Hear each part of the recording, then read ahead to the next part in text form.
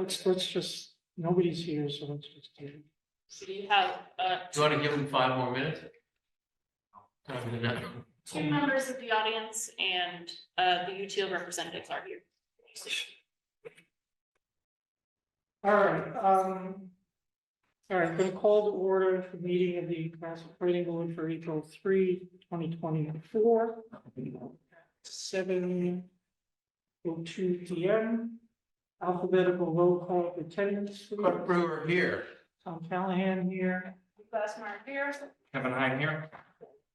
We will not have Deirdre Hobson with us. She can, of course, watch the meeting afterwards and vote afterwards. Tonight, we're here. We have some people on Zoom. We don't have anybody here, but we're here to conduct the required public hearing regarding zoning bylaws under Mass General Laws, Chapter 48, Section 5. After what will, for those of you out in the public on Zoom, I'm Tom Callahan, Chair of the Planning Board. I'm also Chair of the Zoning Bylaw Committee. With us is Amy Glassmeyer, who's the Vice Chair of the Planning Board, Kevin Heine, and then Clark Brewer, who's also a member with me on the Zoning Bylaw Committee. I will present the articles one by one. We'll take our vote on our recommendation. The role of the planning board tonight is to make a recommendation, yay or nay. It's not to be a gatekeeper about whether they get on the warrant or not. And, you know, if there's members of the public, there's no one here, but those of you on Zoom, as we go through each article, we'll take your question and answers, raise your hand, and Cassandra Thayer, our town planner, who's also here with us tonight, will let us know and we'll take your question. If there's multiple people here, Amy will conduct the asking, picking people who are going to ask questions rather than myself, since I'll be answering the questions. So first, we have to read the notice of the public hearing, since this is a formal public hearing. It's rather lengthy, so just bear with me. Pursuant to Section 5 of Mass General Laws, Chapter 48, the planning board will hold a hybrid public hearing at Wolcott Commons, 91 Sawyer Street, Cohasset, Mass. And on the Zoom platform, webinar ID 893-5933-1673, password 421938. On Wednesday, April 3rd, 2024 at 7 p.m. on the following proposals to amend the Cohasset zoning bylaws. Z1, reorganization of the zoning bylaw, Part 1, consolidation of the zoning bylaw from 22 articles to 12. Z2, reorganization of the zoning bylaw, Part 2, consolidation of districts. The proposed amendments include creating a single commercial district on 3A, creating a single commercial district in the harbor area, consolidating the remaining downtown business districts in Beechwood and West Corner areas into village zoning. C3 is the MBTA Community Overlay District to amend the zoning bylaw to adopt an MBTA Communities Overlay District. Proposed amendments include implementation of the state legislation by defining a district of reasonable size where multifamily housing may be construed as of right to the terms of Mass General Laws, Chapter 48, Section 3A. Z4 is a development impact bylaw for the town to adopt a development impact bylaw to be inserted into the zoning bylaw as new Article 11. If the consolidation of the previous articles are approved, and if not so approved, as a new Section 312.8. The proposed amendments include creating a development impact bylaw to ensure that certain infrastructure issues are addressed in larger projects. I can tell you now that that is going to be postponed. It will not be taken up this town meeting. It will be taken up in the fall. And Z5 is amend Article 5 area regulations to see if the town will vote to amend the zoning bylaws to reorganize and update the provisions of Article 5. The warrant article will be presented in 5 parts. Implement buffer zoning between residential properties and commercial properties, borders of the village and the harbor. Changes to frontage and lotlets in residential districts. Again, that is going to be postponed and not taken up. That will be dealt with in the fall. 3, changes to lot size to floor area ratio measurement with some changes in terminology. Number 4, elimination of large home review. You will see that that has been revised as well. And then amendments to the table to incorporate all the changes. I will explain to everybody when you see what we actually present here tonight that with the input of town council, everything is being split out into a separate vote. The actual amendment of the tables themselves in Article 4 and Article 5 will happen just by virtue of the text that's being presented, and we don't actually have to vote on new tables during this process. So without further ado, I'll get into the first one, which is the reorganization of the bylaw. If I could have the appendix A1A up, please.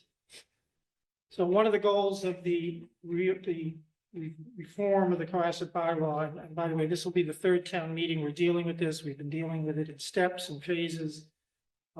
We previously had a zoning bylaw working group. Now it's the zoning bylaw committee.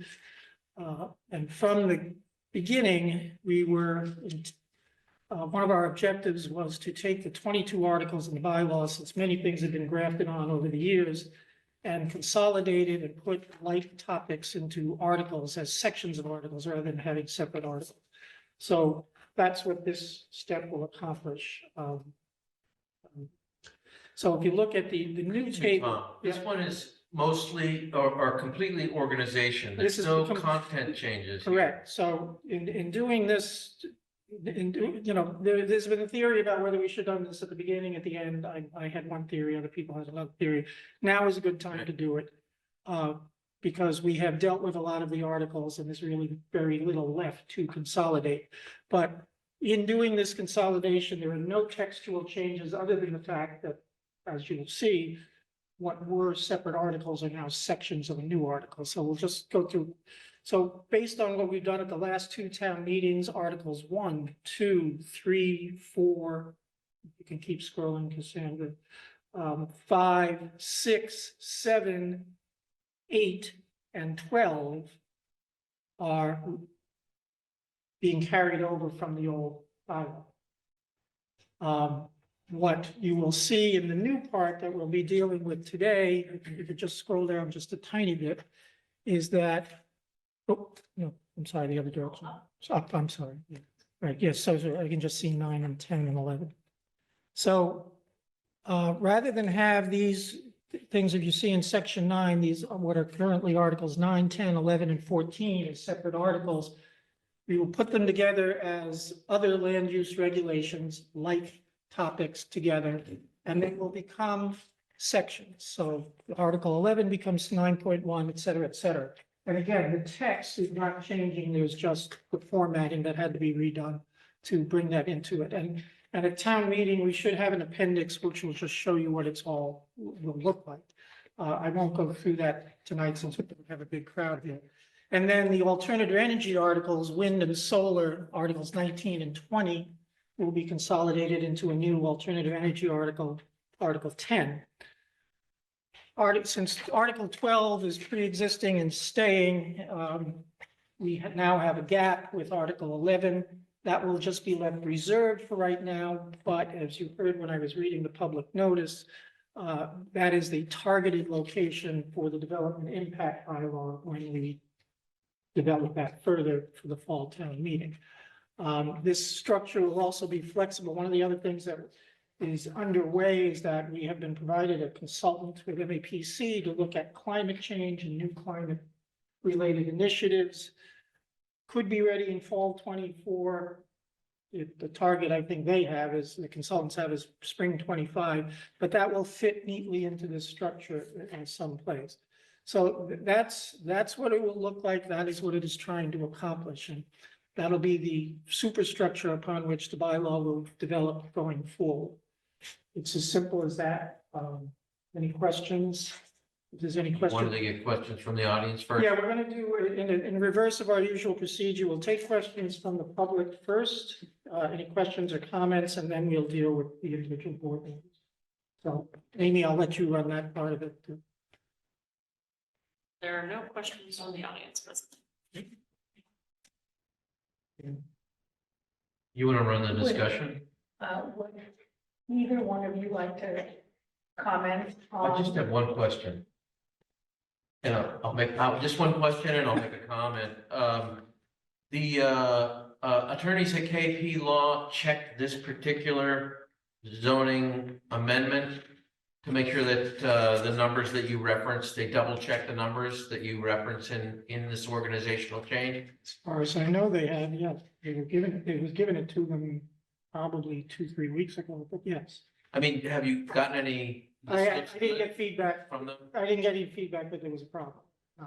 Okay, so- On either one of them. Well, then we should assume that it's been checked and, it, is all coordinated. Yes, but particularly because council, the next reorganizational article, the consolidation of the districts, they did have comments on, so yes, they have seen both of these articles. So to the extent that this is just an organizational, article in the, for the zoning bylaws, I, have no problem with it. Yeah, but let me just, I'm looking at the other appendix, let me just bring one other thing that's happening with the reorganization, so just so everybody else knows that, of the other, we had 22 articles. The senior overlay article, which was number 16, had already sunsetted, doesn't exist. The marijuana moratorium, which is Article 21, is also sunsetted, doesn't exist.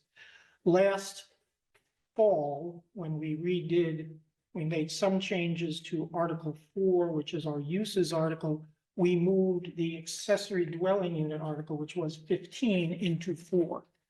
This reorganization will also take 18, which is the village, particular village regulations, and move that into 4. That's another form of use.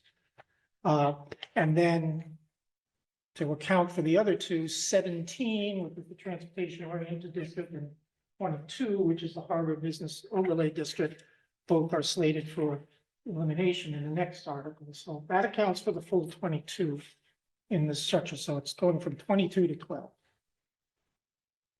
Legally, it's going. Again, I don't have any comments on this Okay. organization article, or, with the exception that it's been checked and double checked.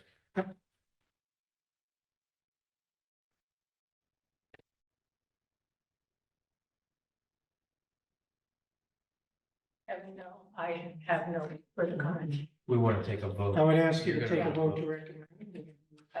I'll make a motion to recommend this Article ZRC1, a reorganization of the zoning bylaws for annual town meeting. Second? You're conducting the vote. You're doing the vote. I will second. You can second it, but you're conducting Okay, all of the vote. Roll call vote? Clark Brewer, aye. Amy Glassmeyer, aye. Kevin Heine, aye. Tom Callahan and I. All right, thank you. All right, the second article, let's start with, well, now this is, again, at the recommendation of town council, these being split up. So let's go to the next one, which is now ZBC 2, which is the first of the reorganizations. If we can bring up the text first, and then we'll bring up the map. This is just the one for 3A.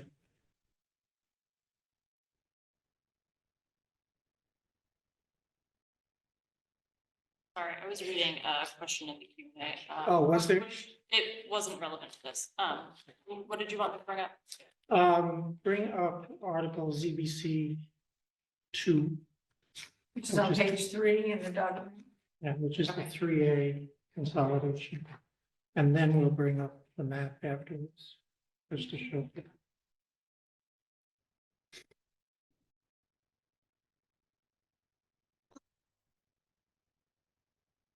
Okay, there we go. All right, so another objective of the bylaw committee and the previous bylaw working group, again, to create more simplicity and ease of use, was to do some district consolidation, get rid of districts that we're not using. Particularly on 3A, we have technology, business, and light industry. Those were designed for a certain reason at the time, to stop something, not exactly to encourage anything.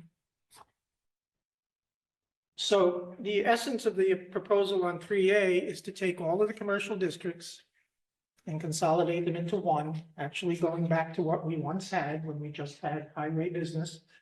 And to rename that the 3A commercial district, 3A-C. The districts that are being consolidated would be the existing highway business, the technology business, and the light industry.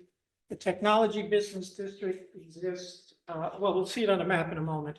But no boundaries would be changed again in any of these district consolidations, except one little exception in the harbor that we'll talk about. But on 3A, no boundary changes to what exists.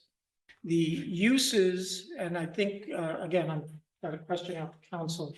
We have references to the map, so we don't have to have a separate paragraph to say we need to change the map. But we might just have to have an added line about the fact that the uses and the dimensions will be the same as highway business, with the exception that there are 3 uses that are in the technology business district that are allowed by special permit of the planning board. Those are ground mounted solar, wind facilities, and medical marijuana facilities. Those will also be carried over into the table of uses as special permit uses. If we could bring up the map, which is Appendix 2A. Excuse me, Tom, those 3 types of uses, will they be in the entire highway business district? In theory, yes. You want your edited maps? Yep, please. So, clarification, with Mr. Brewer's comment, are you asking, are we putting all 3 of the current uses into one zone? Is that what you were asking? Yes. Yeah, solar, wind, and medical marijuana got originally put in technology business, this pink one. So he's saying it's gonna be allowed in all of the highway Yeah, business districts. subject to the dimensional requirements, but certainly for solar and wind have substantial area requirements to be built. So here's the existing scenario. You can't see it all in this, but that's the 3A area of highway business going down toward the Situate line. That's HB today. Here is up in the northern part of 3A, it's HB Do you have here. a color version of this, Tom? No, we don't have one yet. We're gonna have to, for town meeting, do some cutting and pasting of the color map and have color slides ready. All it is color. Tom, if you're gonna approach the screen, you might want to pick that up Okay. so that it can be heard. Yeah, I may want to point it out a little closer, but you can see it. So it's basically the same boundaries of everything, and it's just going back, back to the future, however you want to phrase it, is going back to what we once had, and all of this was highway business. And that is the 3A consolidation. And when we get to the article about the MBTA, you'll see how the MBTA communities zoning interacts with this, but. That's pretty, again, simple and straightforward what's being done. So the members of the board here, do you have any comments about Anybody on this particular change? We were gonna start with the public. Is nobody out there? Oh, good. That makes it easier. Yeah, I really, Please keep your comments short. I really think that this is an okay zoning amendment. I don't have a full grasp on what the differences that are between what's allowed uses and what's in the dimensional table that's different from technology business and highway business and light industry, because the buildings next to the train station are going to change from highway business, from light industry to highway business, and somehow I think that makes sense. But and the one building that's next to the train station is the transportation oriented district that we particularly allow for that mixed use building next to the station. That district, as part of this article, you see Article 17 would be eliminated. That would become a pre-existing use. That's not going to go anywhere. But we have not developed any light industry, nor have we even made any attempts in the There's not a market demand for it either. The technology business district, as you can all see, well, you can't with the color, but it's all this side of 3A where the lumber yard is, where the class landfill is. And it has much larger dimensional requirements than highway business, because again, I don't think it was intended to develop anything really on that site. If you recall, it passed at a time when there was very strong opposition to Cohasset Heights landfill when it was in active operations. And So, it's my personal opinion, it was designed to stop that, and it wasn't designed to again. so can you summarize, please? Yeah. Can we vote on this? Well, Yeah, I unless just you- wanted to no, point unless- out what the differences are from the dimensional tables. Tom hinted at it. But right now, highway business, the permitted structure area requirement is 10,000 square feet. Both light industry and technology business are 80,000 square feet. Those also have a height, limit of 45, whereas highway business is 35. So there's sort of pluses and minuses, differences in frontage. And I think there's for highway business, there's a 100-foot setback buffer from residential zones. That would apply to technology business Let as him well. finish, Tom?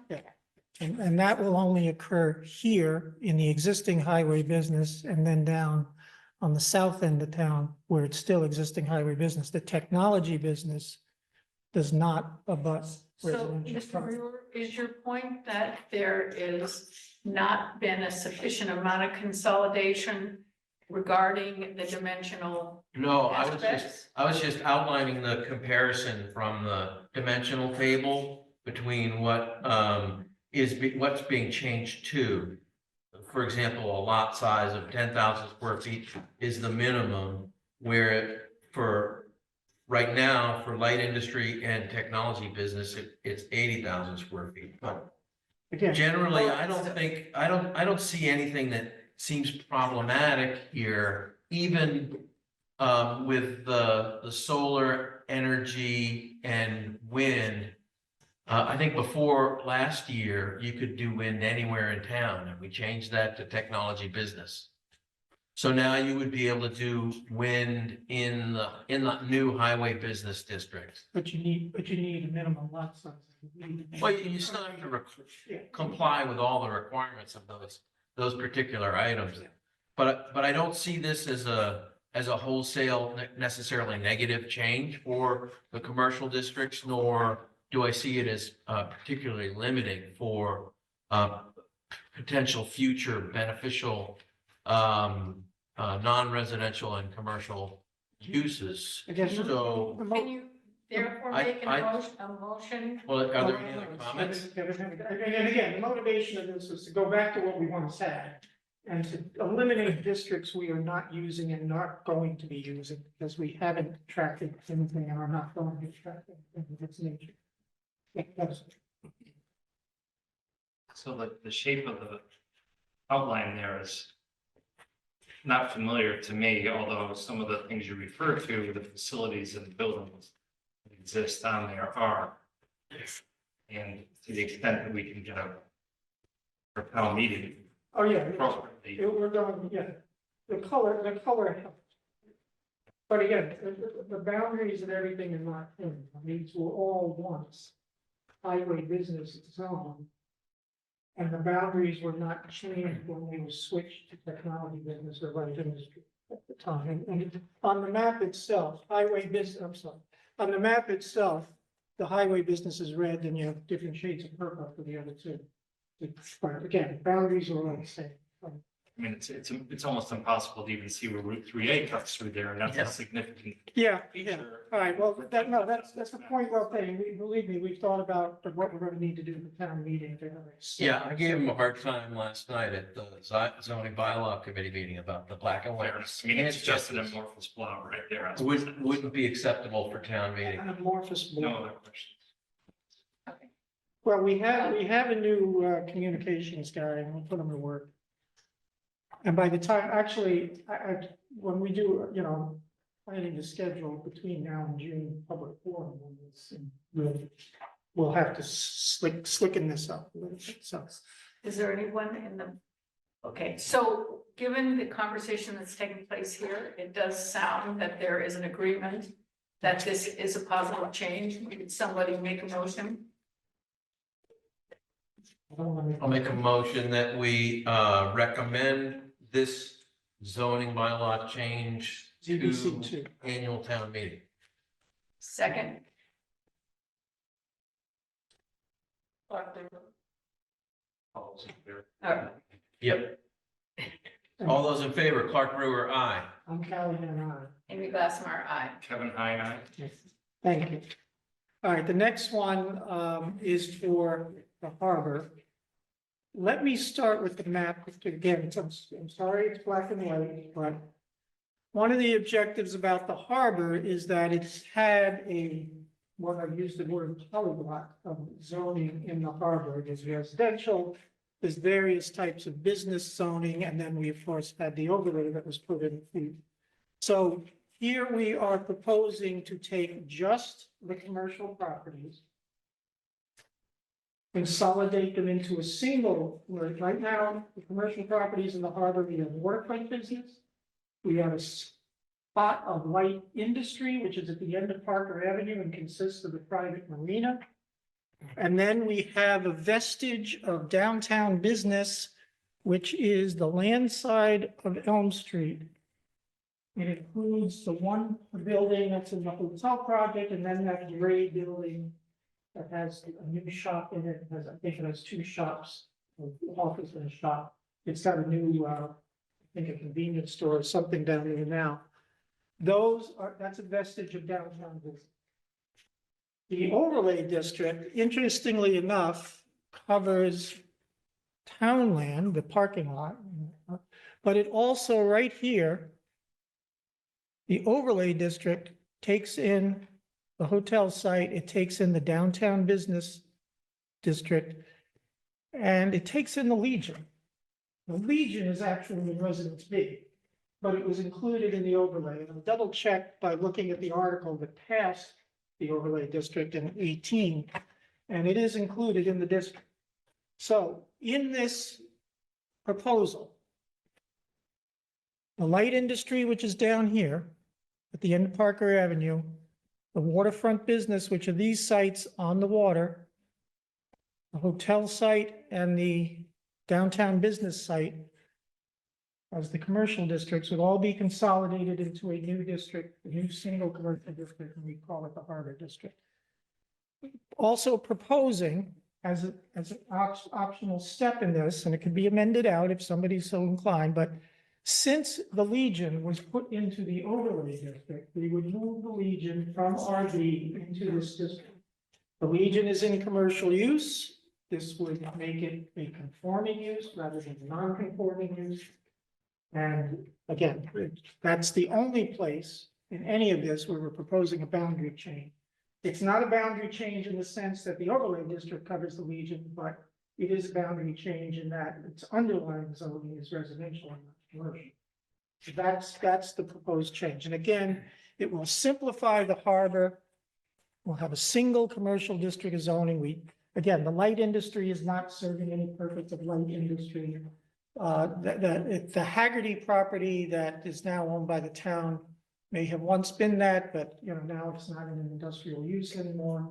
The other property is a marina, it's not industrial use.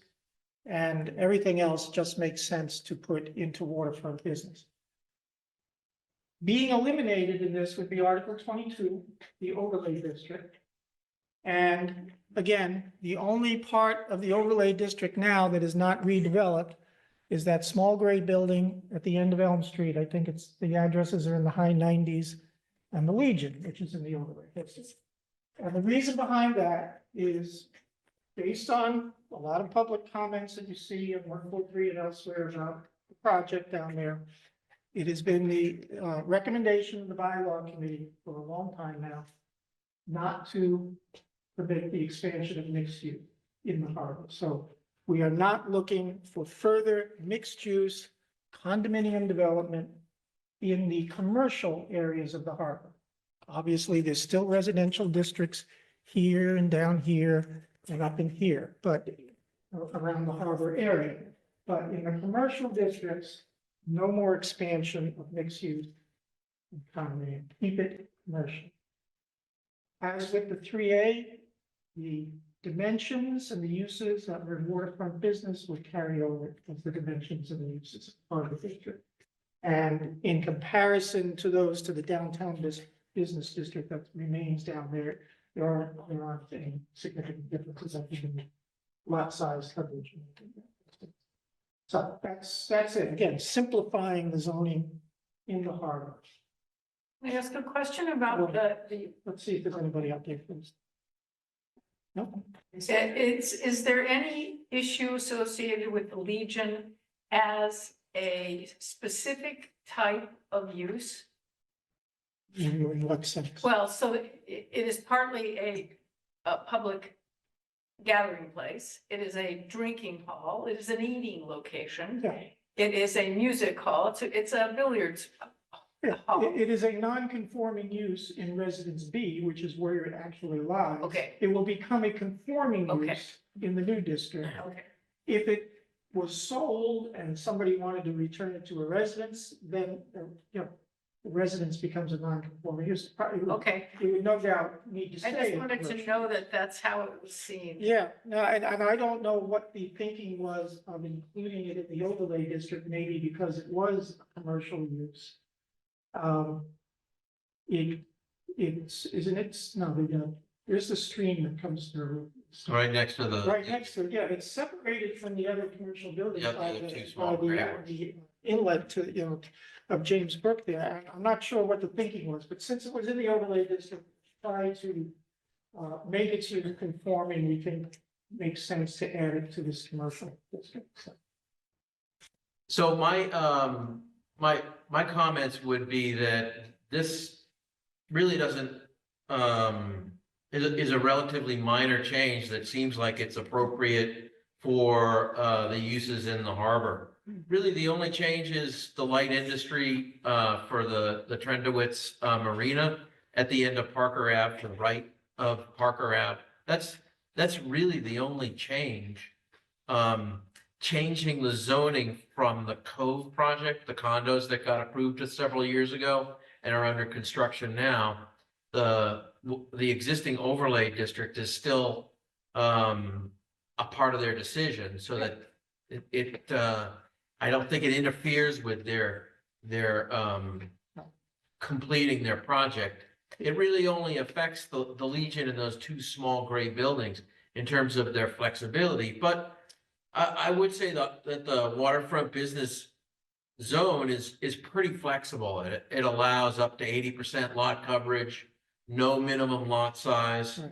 So, I mean, I think there's a little bit of flexibility that's built in that could help create more robust businesses in those almost non-existent opportunities at the harbor. So I'm in general, I think that this is a reasonable consolidation of zoning districts at the harbor. and I don't want to give too much credence to rumors, but there's a rumor, was a rumored redevelopment of one of the other waterfront business properties. And that use that was rumored would still be able to happen since we're adopting the waterfront business uses, so it would still be able to happen. So we're not adversely affecting, this property is the Atlantica and Salt House property, it's already under redevelopment. We wouldn't be adversely affecting this property, which is the Lobster Pound and the old boat yard, because we're simply just changing the name, the same uses and dimensions will apply to that lot as applied. Right. to us. So Most of the harbor, I mean, there's very little in the harbor that's in play, so to speak. it is, and it's just weird There's that, town-owned land where the sail club and the Lightkeepers Cottage facility is. That's town-owned land, so, and residential zone.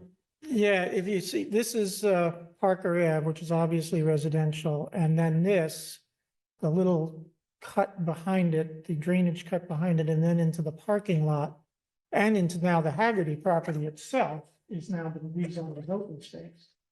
But the Haggerty property is not going back to industrial use ever. And then Government Island is where, over here? It's partly residential zoned up the hill from the backside and. No, government house to the left, It's here? to the left of Parker, yeah, right there. That's where the sail club Oh, and yeah. the harbor Yeah, master's yeah. office is. Yeah. So, that's not being impacted by this. And, you know, whether in the future, does it make sense for Government Island to be zoned residential, that's another issue. But I think, Maybe it doesn't make sense, maybe it wants to be, yeah, waterfront business, but it's all town owned. yeah, so- it's not a major concern that, you know, we in the bylaw committee or the prior working group thought, you know, we had to address. So again, not trying to radically change uses, not trying to radically change boundaries, so it'll be accepting, taking the region out of residential use. So Cassandra, is there anybody that's? All right, would somebody like to make a motion? Make a motion that we recommend to annual town meeting, the zoning changes listed as CBC. Article CBC 3, consolidation in the harbor. Second, Roll call, Clark Brewer, aye. Tom Callahan, aye. Amy Glassmeyer, aye. Kevin Heine, aye. Thank you. Okay, thank you. All right, the next one in the reorganization is for the villages. We have actually 3 villages, the downtown village, and we have a small village in West Corner and a small village in Beechwood. In the old days, all of them were zoned downtown business. The largest, of course, downtown business district was the downtown village. Rezoned in what, 2007, 5, 7, in that Yeah. era. And what that rezoning did was to encourage mixed use in the village at a time when things were getting a little moribund and to give more potential economic value to the property owners, and it's worked in more recent years, as we all know. In Beechwood and West Corner, we still have small areas of downtown business. In Beechwood, well, here, we got West Corner up there, and again, the dark shaded area is the district, but it goes along, the color version shows it somewhat better, but it is, well, actually, I'm sorry, it's this small area up here at the intersection, the darker of the shaded areas. This is shaded because this is residence A and these lighter areas are residence B. The little rectangular area up here at the top, at the intersection of Jerusalem and Hull Street is where it is. So it includes the Corner Stop restaurant. It includes whatever's being built that burned down on the corner and is being rebuilt into, I believe, Habitat housing. And then when you cross Jerusalem, go walking towards Hull, it was a small little commercial building. I don't know what it held. It might have been a fire station. It might have been a barber Few shop. residences there and one building that was previously an office An office, yes. for a function in the city of Hull. Right, and then you get to the flood control facility at the town line that goes in the state farm. So it's a very, very small area of downtown There's business. also a church. The church isn't in that business. Isn't that? I It don't doesn't believe look so. like No. it is. No, the church is in the residential district. So again, that's that village area. In Beechwood, can we show the Beechwood map? Again, it's similar in the shading that there's a residence A area. Most of Beechwood over here is residence B. This is all residence A. It's this dark area here. So this, when you are coming from Situate, Norwell, and Doan Street and Church Street split at that little triangle, right at the head of the triangle, it's residential. But then the next 2-3 lots, which are, I think, 2 houses, and then the project we just permitted, which was the old general store, which we approved for mixed use, is downtown business district. And then it extends up Doan Street, going towards Wampatuck on one side of Doan Street. I think it would, you call that the west side of it, all the way to the brook that goes through there. So it's an area that, but for the project we permitted at 534 Beechwood, is residential. It used to have more commercial use way back in the day. Again, for this proposal, we're not suggesting changing any boundaries and just rename it business, downtown business to DB. We just get rid of the last vestiges of DB and make it village. And again, the project we have permitted for the only commercial property remaining down here, we just permitted for mixed use a year ago. So bringing the village zoning which allows for mixed use into this isn't going to change anything.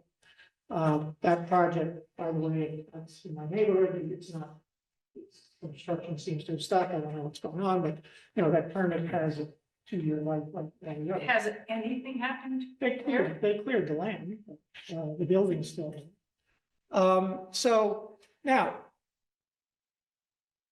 you know, again, not to do anything radically different, no changes in the boundaries, but you know, and the article identifies all the districts, all the parcels that are in these 2 districts. Excuse me, Tom. If anyone wants to make an amendment. There are 3 districts. We talked about it a few minutes ago. There's a downtown business district in the harbor as well. Right, which is being eliminated in the harbor region. Oh, that's getting converted That's to being converted to the harbor. waterfront business? Correct. I should have known that. We voted on it. So what's left of DB within the village zoning 20 years, almost 20 years ago, and then what we do with the harbor is West Corner and Beechwood. And it's just to make it simpler again, not for these districts, but make it village zone. So, Tom, If there was an effort to shrink this one, you know, there's the list of the properties, Tab 534, separately identified. If we wanted to shrink it to just that property, we could, but, you know, I'd let somebody make the amendment on the floor about that. Because the rest of rest of this district is all in residential use. Tom, I checked the table of uses. And the table of uses are virtually the same between village and downtown business. As well as the area regulations appear to be almost the same.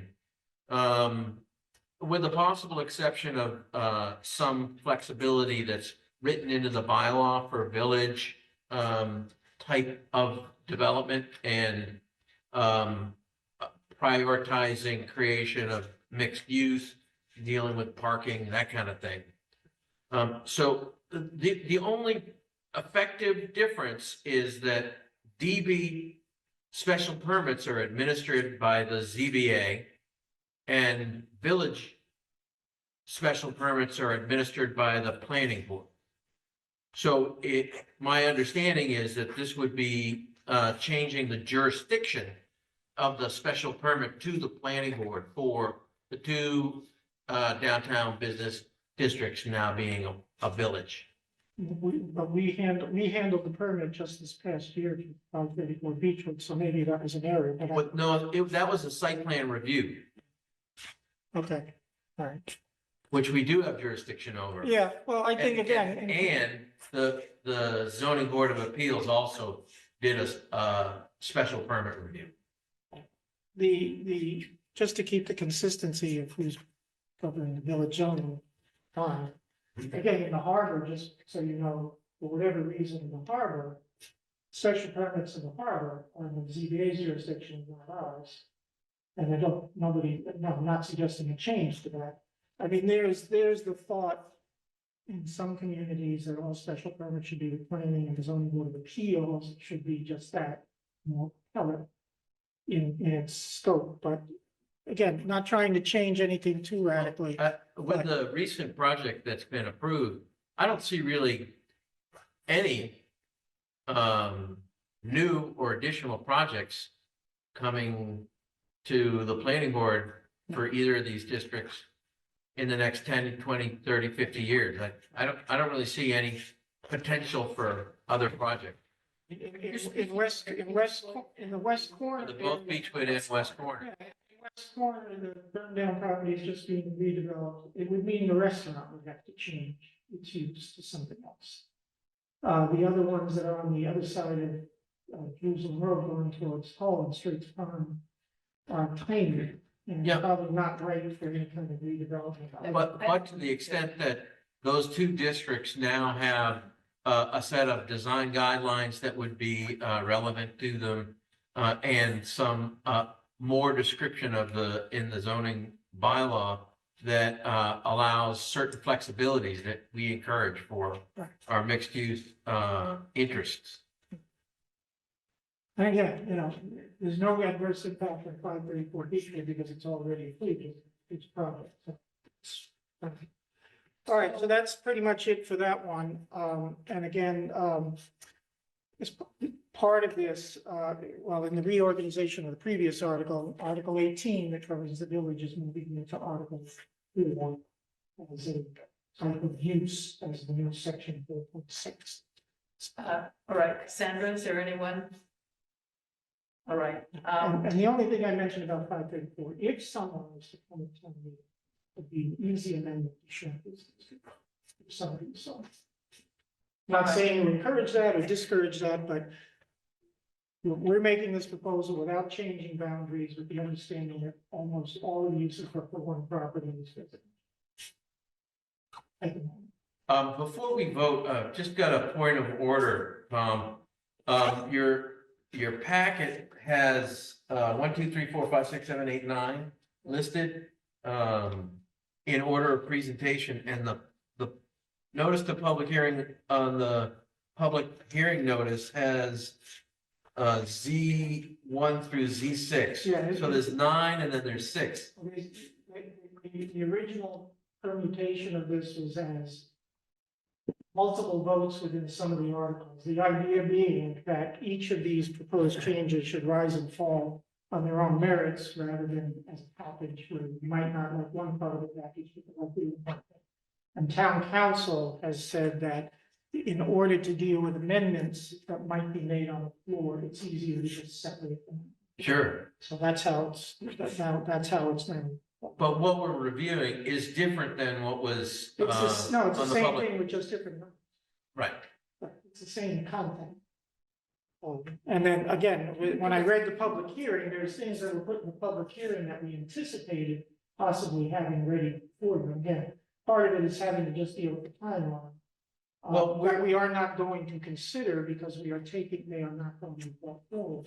Well, where we had a public advertisement for Z4, the development impact bylaw, that is going to be postponed. Is there a specific mechanism? Do we open the public hearing on that and then vote to indefinitely postpone it? Yeah, we'll discuss that next.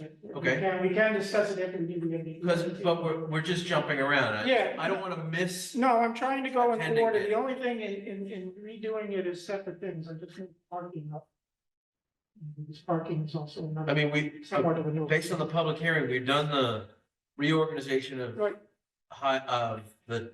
the bylaw, reorganization of districts and, oh, so we're still on Z2, number 3.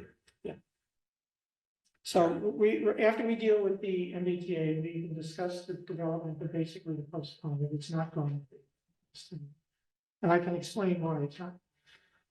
Anyway, can we- Is So I'll there, make a motion that we approve the proposed Well, now it's CBC. designation change from DB to village for the Beechwood and West Corner districts. Thank you. Oh, I'll recommend that change to the floor of annual town meeting. roll call vote? Clark Brewer, aye. Callahan, aye. Amy Glassmeyer, aye. Kevin Heine, Okay, thank you. Cassandra, let's bring up the map for the MBTA thing rather than the text first. Do you want me to bring forward UTIL as well? Oh, yeah, okay, yes, please. Partial notice, for those of you on the planning board, the state, while imposing the MBTA communities law on us, has provided us a community with a consultant. Our consultants are from a company called UTIL, UTILE. Who's with us? Matt? Matthew and so. Okay, so two of their representatives who worked with us on this. What they have done was take our input of where we'd like to see this district, and then plugged in the criteria that the state has for this, which is a minimum for Cohasset of 43 acres, the potential to develop 638 units, because it's 15 units an acre, which is much denser than everything we have in Cohasset. There are other criteria, and, I worked on the initial text, they commented on that text. In particular, one thing I had originally proposed was something that might be interpreted as trying to limit the number of bedrooms. You cannot be seen to do that in any way, shape, or form. We are to encourage family use of these, so we can't say so many ones, so many twos, so many three bedrooms. We just have to leave that to the developer. So they've helped us with that. The state has also offered a pre-screening process. They completed that, at least as to the text of our proposed bylaw. As of Monday, they had one suggestion to just add a line to make sure we're changing the map to create this overlay district, so that's been added. The technical specifications of whether UTL's numbers and the size and how they come up with the district, that still is under review, and that review may not happen before town meeting, that may happen after, as part of the approval of the bylaw. But, so what we've come up with is this. Again, the law is saying that at least 50% of the units have to be within a half mile of the T station. And we do have the benefit of using our Cohasset station, and then part of our southern 3A at the border with Situate is also within a half mile. So we did consider both. We made the decision early on, long before the consultants were on board, that we did not want to put this district in a residential area. If anybody remembers, there was a proposal floated for a multifamily development on North Main Street about a year ago. There was public meetings that he conducted at the library, about 70 to 80 people attended. And uniformly, that project was not favored by those in attendance. So we didn't want to do anything in residential district. The state law, which unlike 40B, which is pages long, the new state law is chapter 48, new section 3A. It's literally 2 sentences. The devil has been in the details that DHCD has developed with these requirements.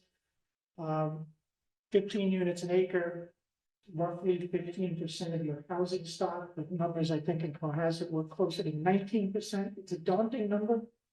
I just emphasize to anybody who's listening into the board, it just means we have to zone for it as of right. Doesn't mean anything's actually going to get built.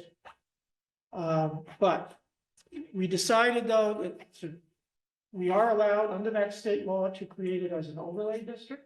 That is the choice we are taking, so that the commercial properties could possibly, if they're not developed, will stay in commercial use. We need the commercial tax rate, so we didn't want to change it to a residential district.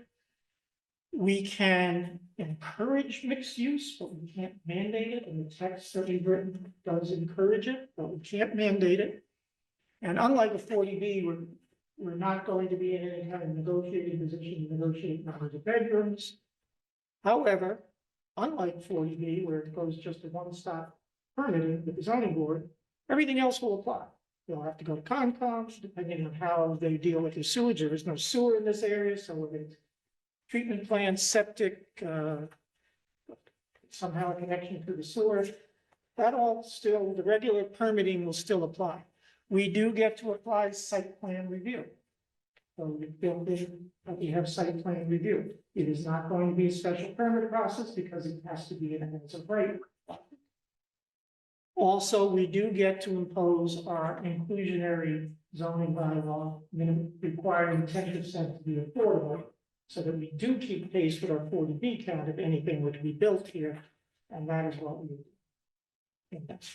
So the text that we've chosen, which we'll get to in a moment, is relatively short and sweet as compared to what some of the bigger cities and towns are doing. But the state has approved it. And again, the technical specs, or whether these boundaries meet the technical requirements, is something the state will eventually get back to us on. So what we have chosen is this orange area on the color map. It is overlaying commercial properties, which would now would be the new 3AC district on both sides of 3A, south of the station. It is 55 acres, not 43, because we needed to include this large wetland parcel for connectivity. We have to make the whole district, including you're allowed to go across the street, but we had to make the district connect, so we couldn't have a big gap here. But wetland laws still apply, doesn't mean a lot, it's going to get developed and built up. So it includes the TOD property. It includes the properties, I think that's where the pool store might be, I'm not sure, or JJ's. JJ's.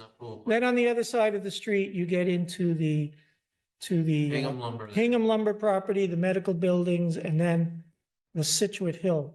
The storage facility is right there. The storage, No, it's farther, it's over by the cul-de-sac.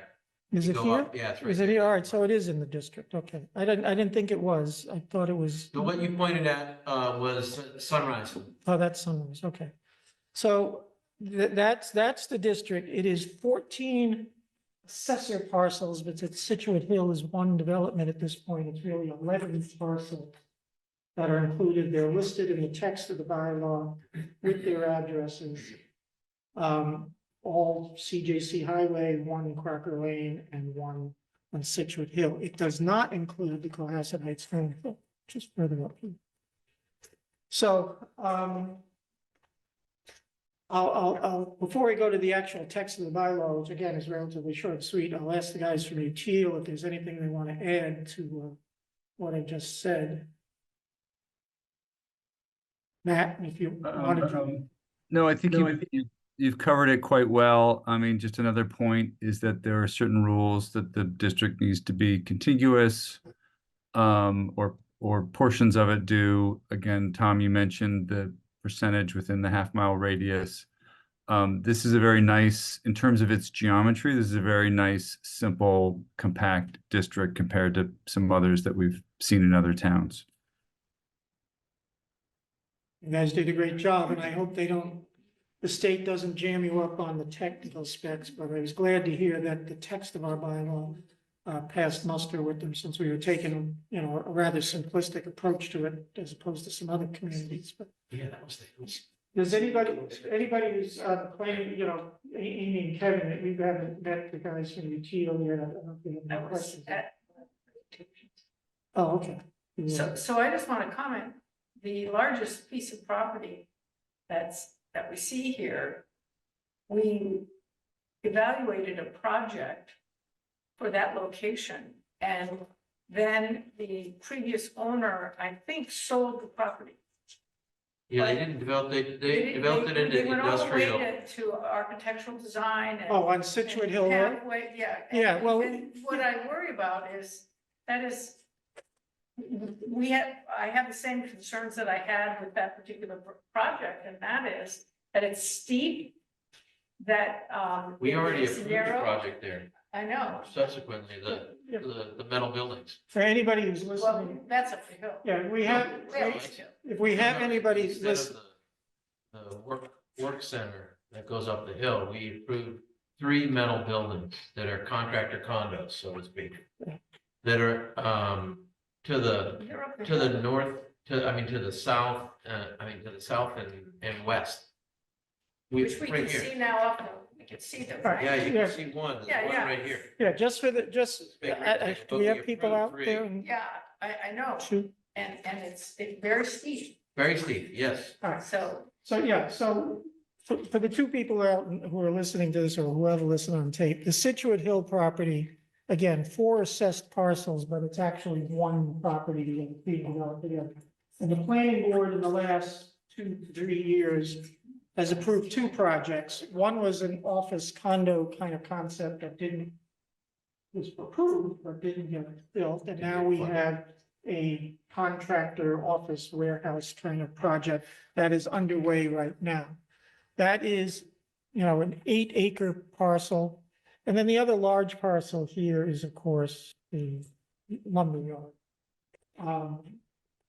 Can we say with absolute certainty, nothing will be built here? No, nobody can say that.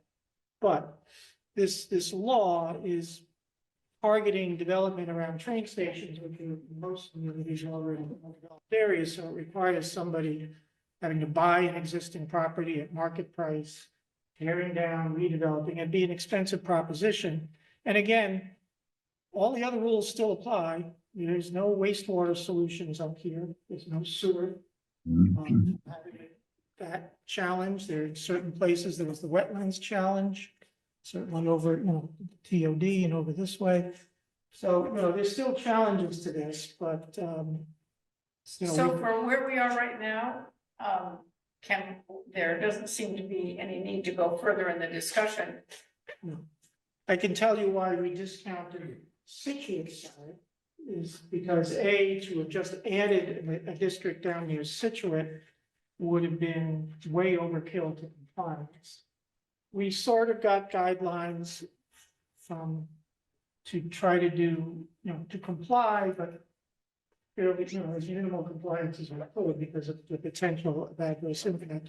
And had we compensated with land down on the Situate line, we would have had to take away from this district, and then this district might have become a little more funkier than the state would say it's not a real district and the losers. So we want to create a district that would pass muster with the state at the same time and then not go way, way over compliance. If we had added a little district on Situate, we would have been zoning for well over 700 units, and we didn't want to go in that direction.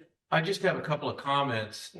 One, I really appreciate the efforts of Util and Matthew's group to provide us with suggestions and preliminary options.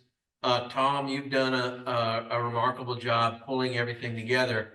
I think this goes, this proposed district, it puts workforce housing in the exact location next to a train station that it needs to be. And we comply with what is our requirement of which could be up to 20% growth, but frankly, I don't see a 20% growth pattern over the short term for this particular district. Perhaps over a long period of time, that might play out. But generally, I think this was a great effort on the part of everyone to comply with these new requirements and keep us out of court with the Attorney General. So I'm ready to vote to recommend. Anybody else? No? Second. Well, I didn't make a motion, but I said I'm ready to. I'll make a motion to recommend this zoning MBTA bylaw change to annual town meeting. Well, before you do that, let me go over the text quickly. So, if you could throw up the text in there, just so you see it. It's very, again, I've seen it. I've seen Couple dozen Newtons, times. I've seen Newtons that they passed in January. And of course, they have multiple stations. It's very elaborate, it's long, it's in compliance, and it might be actually over compliance. I don't know if you all know Judy Barrett, consultant, worked on our first master plan. It's where Lauren Lind went. She had quoted an article, she posted an article on LinkedIn that some places like Watertown and I believe Newton are going over compliance. But they're also facing situations too where their stations are already heavily developed, and the likelihood that they'll actually get development is in. So in the text of the bylaw, just so you know what we have to do a couple of steps. Number one, we have to create the district. So it's a new multifamily overlay district. And since the commercial district will now be 3AC, this will be 3A MFO. Those are the properties that are being included. Then, of course, on the Article 3, which has the districts and the tables, we have to add it to the overlay chart. Then if you can scroll down a little bit, we have to have some additional use regulations that will become a new 4.7 under the uses. And again, it's very simple. It's encouraging the mixed use. It can't mandate it. And just as saying some other generalities about a mix of housing.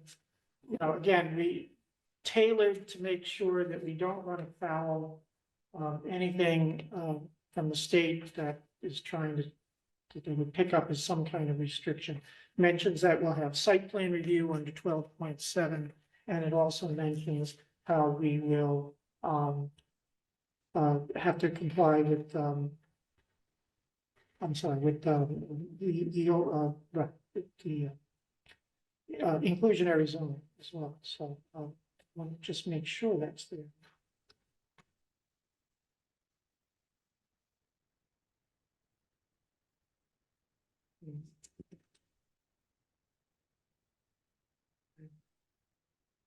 I just want to make a note to myself. I'm thinking we need to be a little bit more specific about inclusionary zone. I believe it would be covered under D, but Yeah, it might in fact be covered under that.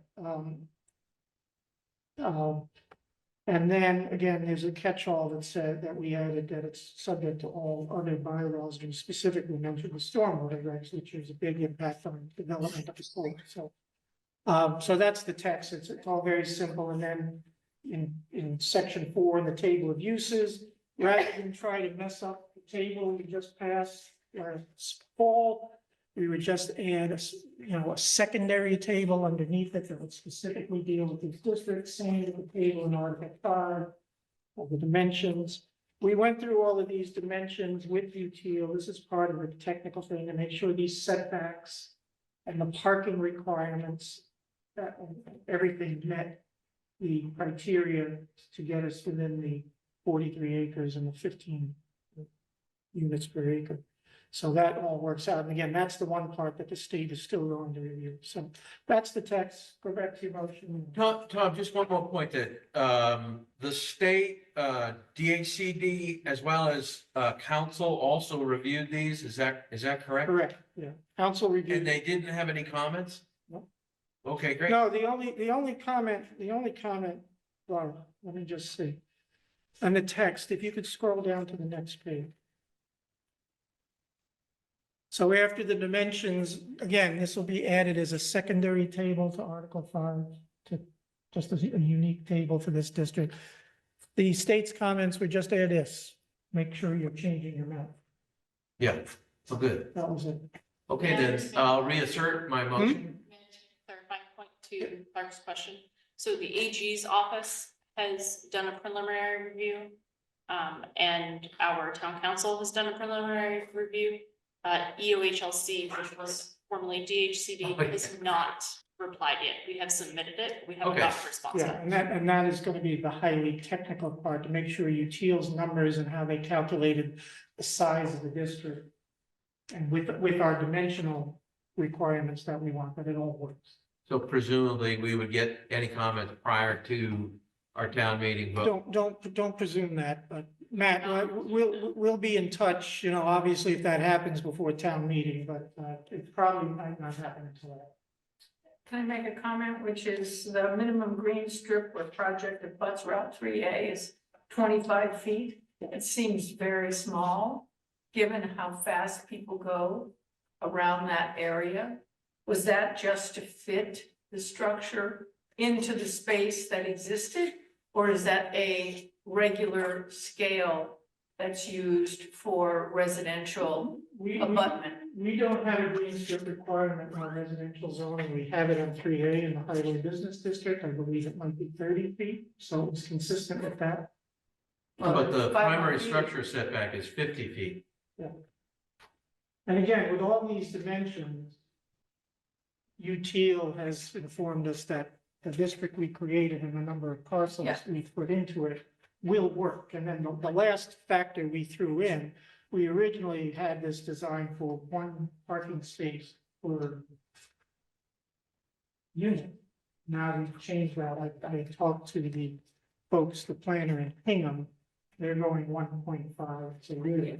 And when we get to the Article 7 changes, that's where the parking parameters are put in for this district, and I've put in here. But we're going with 1.5 spaces per unit. And Matt can correct me, but I got back to me and said that didn't change how we had to configure the district. So again, the state, what was DHCD, whatever it's called now, we'll review all of that and, you know. So it sounds like We'll we're either ready tweak for or we'll be motion. okay. I mean, we gotta rely on these guys know what they're doing and they did the math all correctly, so. I'll make a motion that we recommend the zoning change to allow a 3A multifamily overlay district to comply with the state's MBTA communities program, and recommend that to the annual town meeting. Second. Roll call. Clark Brewer, aye. Tom Callahan, aye. Amy Glassmeyer, aye. Kevin Heine, aye. Okay. All right, you don't have the text of it anymore, but regarding the development impact bylaw. The thought behind that was that we should have some defined standards and criteria for requesting mitigation, both for the planning board and the zoning board and projects that we fixed. In so doing that, there aren't a lot of towns that have that. The ones that do are bigger. So when I started to draft something, and this is something that the select board supported and wanted to see happen as well. And so I first borrowed from Hanover. Hanover's bylaw, again, you know, Hanover is dealing with a lot of development that they've had on 53. So it's a much larger scale of development than we see. Hanover's bylaw, but, yeah, sorry. Tom, I'm sorry, can we move on to ones that were actually Well, gonna you represent on the you floor? brought it up that we should discuss it because of the public hearing. So here's the long and short. No, I mean, What we briefly, drafted, drafted was trying to amalgamate other towns' bylaws and cohesitizing them. Taken from much larger towns dealing with much larger projects. Town council found some issues with trying to do that. They want to take a crack at rewriting it. It won't be done for this town meeting. It will be brought up in the fall. And the real hope for it is that we have it in place before anything under the multifamily district. so what do we do here? We vote to indefinitely postpone in the hopes that, the town manager indefinitely postpones it in the warrant? I don't think we need to because it's the select board that's gonna put these articles on. They shouldn't putting anything on. Well, they already voted for them, so I think it's a train. But they didn't It's on vote the for train that. tracks. They didn't vote, they voted for this 1 through 9 stuff that we have here tonight. Yeah, if they, I- if they didn't push that particular article to you guys, then Yeah, I don't believe you need to take a vote. Well, I mean, I'm just trying to confirm the mechanics of this. Typically, Alright. we ask the selectmen, these are the zoning changes that we have. They say, go ahead for a public hearing. It gets Yes, and advertised. what they sent to us last week was the current version of it broken out into 9 separate articles. So for the purpose, because again, the public notice had to be done long before we. Understood. So Understood, here's but what do we need to do about development bylaw right Here's now? that's what we'll do. For our purposes, planning board purposes, we'll vote to indefinitely postpone the site. Okay, so moved. So the article with respect to a proposed mitigation and development impact bylaw is moved to be indefinitely postponed. I can move that. Somebody seconded. Second. Thank you. Clark Brewer, aye. Tom Callahan, aye. Amy Glassmeyer, aye. Kevin Heine, aye. All right, the next one is parking. And parking has gone through review with town council. That's why it looks a little different than our current parking one. Excuse me, Tom. According to the public notice, the Z5 is I know, buffer zone. we'll get to those. So you're just gonna flip Z5 with Z6? Yeah, flipping Okay. the order that in what we're going to present to town meeting and the order we're presenting to town meeting is the parking will come first, and all the Article 5 changes will be the all three that we do. So with parking, that was one of the articles in our previous 2 town meetings that avoided our reorganization and housekeeping efforts. If you have the text of it, a lot of it is housekeeping. The major housekeeping change is right here. In the current bylaw, we have use and we have number of parking spaces required. we've changed the chart to now conform all the uses that are listed to the new Article 4 uses that we passed in the fall. Excuse me. Some of Tom. them have been, okay, some of them have been grouped together, so it doesn't become as long as Article 4. But all of the uses that are in the new Article 4 table of uses are now here with a corresponding parking. The old way we used to do zoning bylaw changes like this is to have the actual language that exists and then the proposed language, and that's the format that we reviewed with the zoning bylaw committee last week, I think, week before last. I could pull it out, but you know, I know So- I know I'm going to be approached by, you know, how much paper we're generating. Well, no, I'm not suggesting you generate more paper, but I mean, for Amy and Kevin, who haven't been to almost every single zoning bylaw committee meeting and seen every version that you've come up with on this. Just, can you buzz through the highlights of the differences from what we have now? Like Well, again, 500 square feet per person for government use, it was 200, seemed like it was too tight, we changed that on the fly. yeah, again, the first housekeeping change is just to change the chart, which I just pointed out. I was gonna get to the substantive changes in a moment. Okay, just let me do the presentation where I think I had it in my head. The other housekeeping things is that some of the things in 7.2, the general parking and loading regulations, and 7.3 were moved around by town council. There is a new section 7.4, which talks about access. Also, as part of the diagnostic changes of town council. Now, on substance. There were a number of places in our current parking regulations where we said sufficient parking spaces. So you would deal with it case by case and what you felt was sufficient. And town council suggested we should try to put numbers on those where we can. And there are a couple of places. Childcare facility, you'll scroll down when we get to a veterinary hospital where there's a fixed building and an indoor space where we didn't put numbers. Other places like these open air uses here, we still said sufficient. And there's never been an issue, probably won't be an issue. We've told that to town council. I haven't heard anything adverse back from them about that. But if we could scroll down, you'll see places where we did, and what Clark just mentioned, and I didn't highlight in yellow. When we were looking at government use, it would say 1 space per 200 square feet. We thought that was a little too tight, so it's 1 space per 500. The most significant change where there's parking, let's just move down a little bit further, right here. Dwellings for 1 family in the 3AC and Harbor District, well, there really aren't any, but in the Village District. In the Village District, we currently have 1 space per unit. And I have presented to the select board that all of the projects we've permitted recently have had on-site parking for the residential units. It's not the residential units that are generating parking problems in the village. Nevertheless, the select board felt very strongly that we needed to tighten up the parking requirements in the village. So now we're proposing a change to 1 space per bedroom instead of 1 space per unit.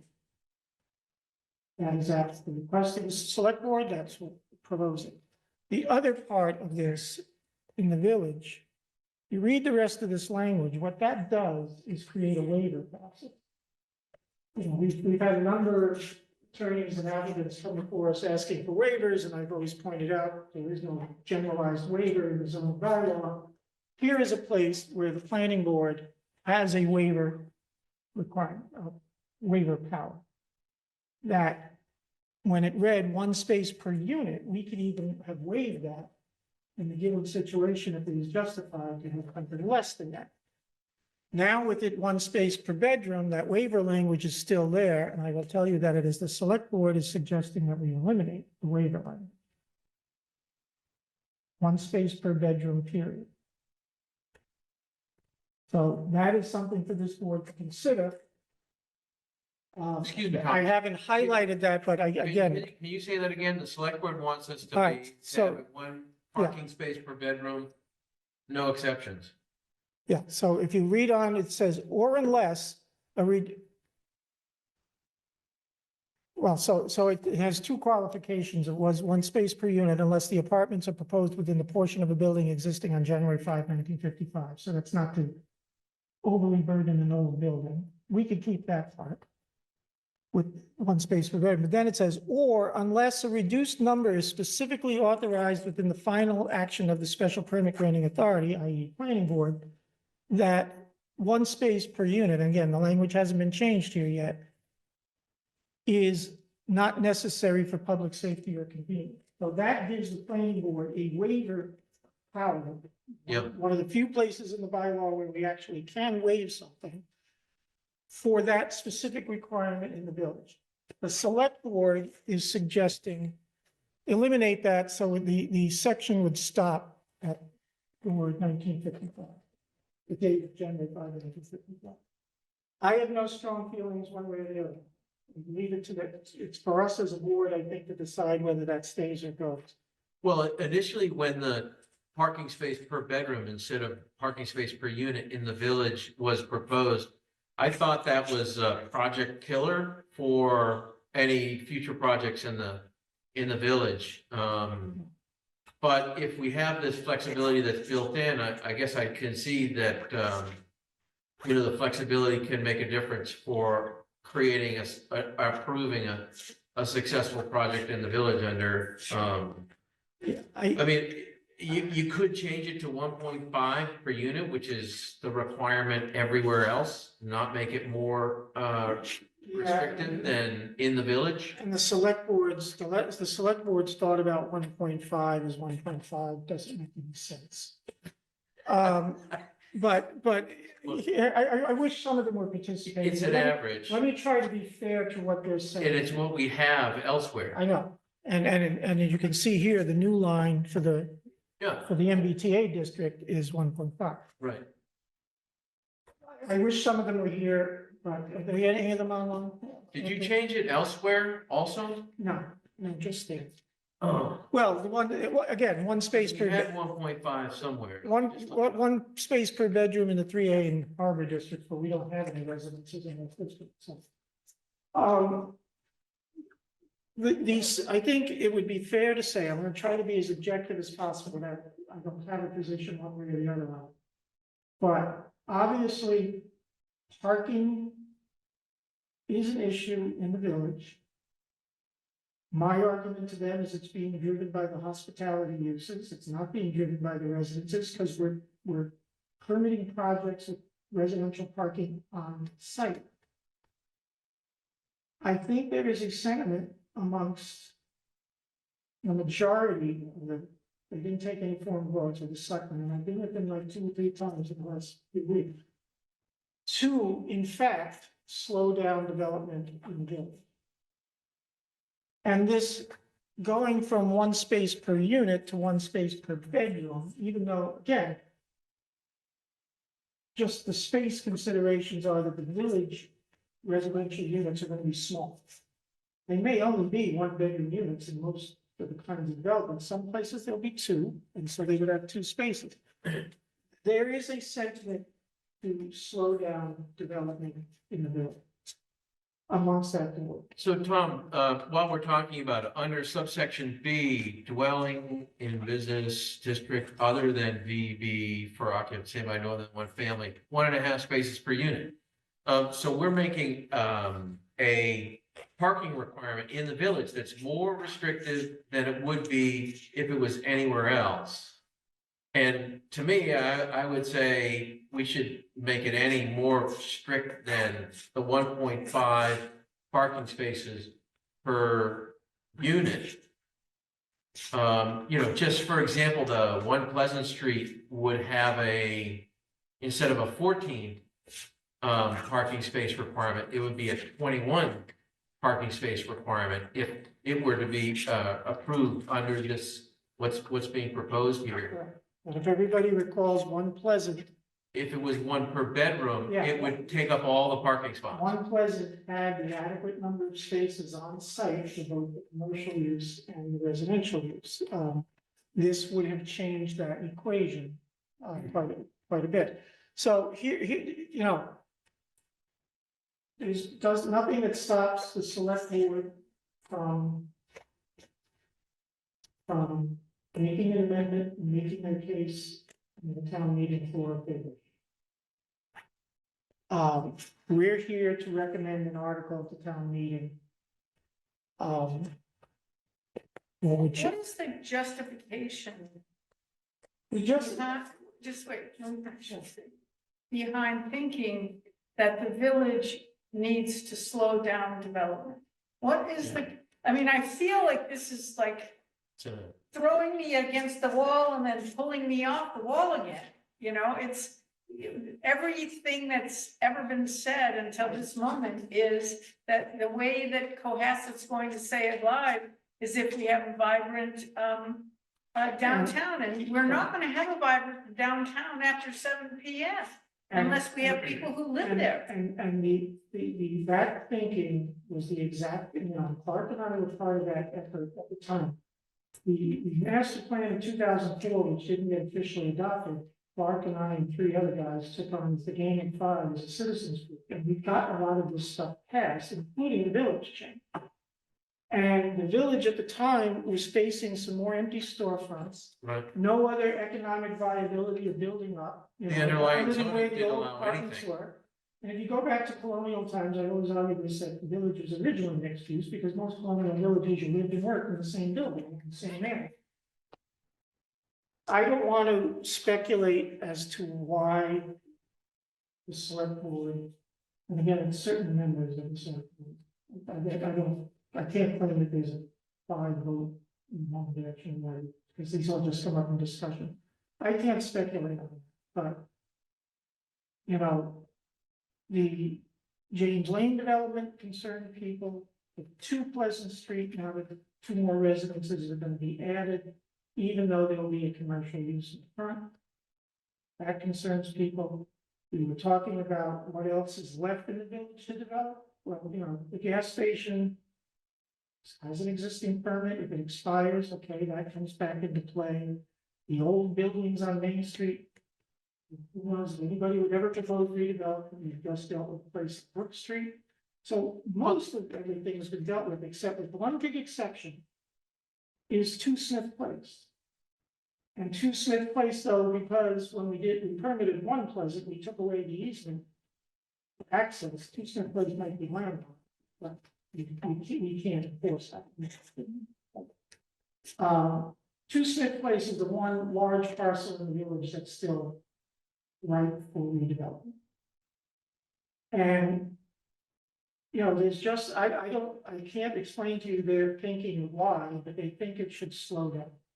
And they're using this target, you know, if they had, Why? This is a if they permanent had their, change. if they had their druthers, they would take away the 500, you know, within 500 yards of the public parking. Because none of the hospitality uses, with the exception of the Red Line, that has a small number of spaces on site.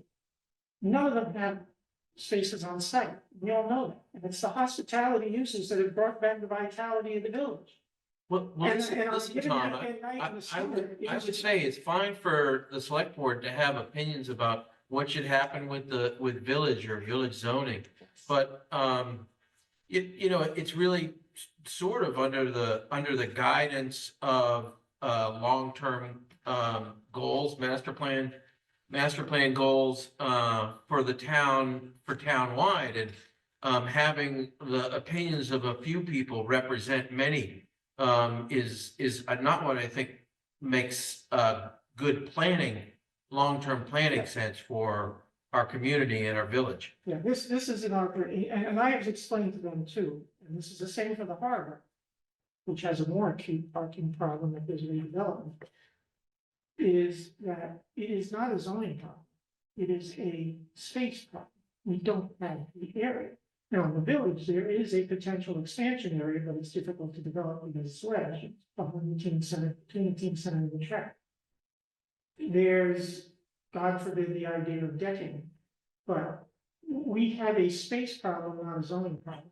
Now, they talked about in another context, I want to tell you, they brought up employee parking, and we actually looked around, I looked around.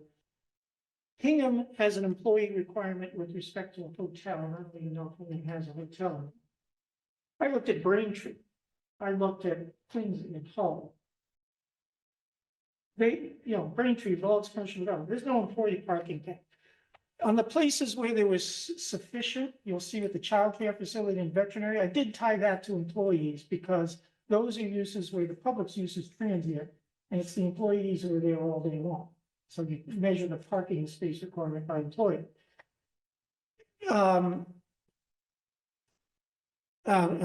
Carolyn added an employee parking requirement to the restaurant parking requirement, but it's a practical matter, that's only gonna cover a restaurant in 3A. Because the village has that other rule about being within 500 feet or yards, whatever it is, of the town parking lot. So, they're thinking of all these things that are, trying to make parking difficult, but if parking becomes more difficult, on-site parking becomes more difficult, yes, it's gonna put brakes on development. And so, it is in our bailiwick here, it makes suggestions, again, I don't want to cast aspersions on why this is such a strong sentiment with them, but, Well, what I'd suggest, Tom, is that the perhaps, village is pretty well built out. perhaps we modify this from one space to bedroom to 1.5 per unit, which is what's required in other than village business districts. Yeah. And I also had a recommendation that in the table, the one per 200 square feet and the one space per 500 square feet be set up as a minimum, because the way it reads, it looks like that's an exact number that you have to comply with.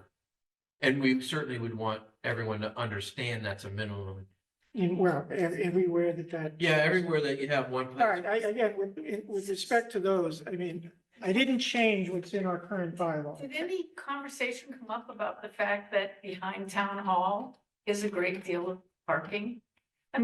This is not, Behind town hall? yeah, You mean at town hall? At at town hall, There's Well- 60 parking spaces there. yeah. Yeah, well, I mean, again, it's the That same, doesn't have anything it's to the do with same at the harbor. this The, bylaw. Government Island, the Yeah. residences have their dedicated spaces, they're well marked, nobody's gonna use them. But the Government Island parking lot is there. Yes, it's a height, particularly in the winter, to walk there to a restaurant.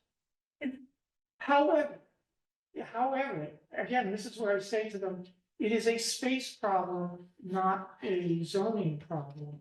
And we have to encourage people to use the public spaces that are available, which in the village includes the existing town hall parking lot, which may even be made bigger if the annex gets torn down. Who knows? I don't think they want to put screening.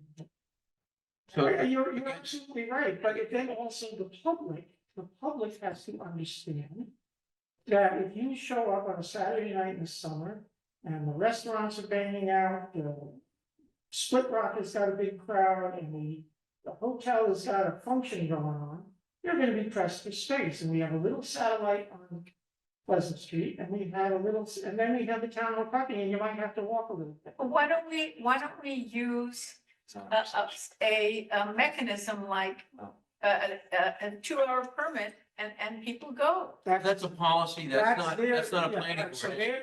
that's their purview. That And is. I pointed that out to them. And this is ours, so in these, I'd be willing to vote for this with Yeah. the changes that I've outlined. yeah, so it'll be space and in this space, 1.5 spaces, it'll match what's here. Per unit.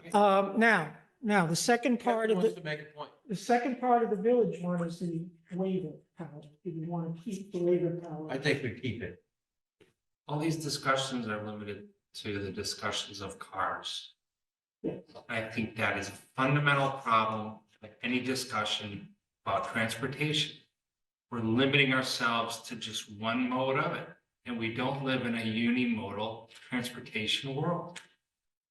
If we're gonna talk about changing things with regard to the ratio of spaces to places that people live, temporarily or long-term, part of that discussion means to encompass something bigger than just the aspect of one car per unit, per bedroom, whatever it is, and include other modes of transportation.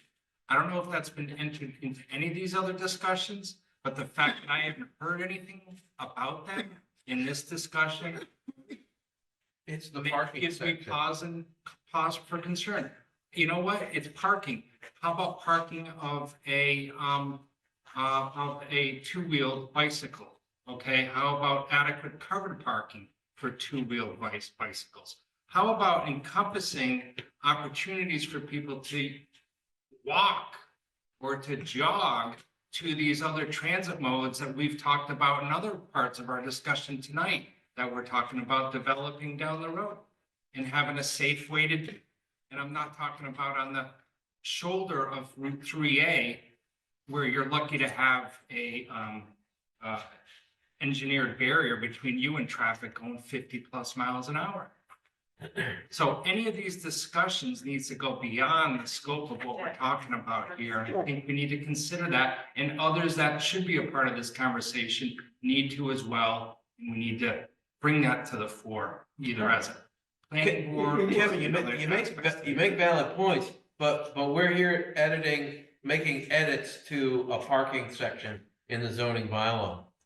I mean, I think I installed the only two bike racks in the village like 20 years ago. I'll suggest this to you, Kevin, is that, again, MEPC is helping us with climate dealers and stuff. They're going to actually write bylaw text, they're gonna take our articles on watershed protection, floodplain protection, and other stuff, and retool those and come up with something new. There's nothing that. And we can always make prevents us- changes later. Yeah, there's nothing that prevents us from doing other kinds of changes that you're speaking and bringing them into the bylaw. But, you know, for the purposes tonight, what you've noticed, we're simply dealing with Article 7 as it exists with some minor tweaks, but your points are all well taken. And one of the things about the development impact bylaw, you know, in Judge Cutler's comments were, you need to be more specific in what it is you're gonna be targeting for mitigation than what I had written. And, you know, so I mentioned to her, well, some of our things will be sidewalks, and these now we have sidewalk committee. Some of the things will be parking, obviously.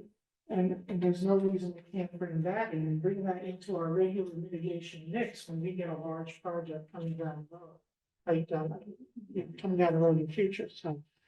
All right, so with the change in the table here that we're gonna switch in the village and the harbor 3A. 1.5 per unit, we're going to keep the way that the building in the village. It will also read here that the and it- finding that 1.5 spaces per unit. So with those changes. And then we all should make sure that it says minimum, 1 space per 100, 1 space per 500, 1 space per 200 square feet.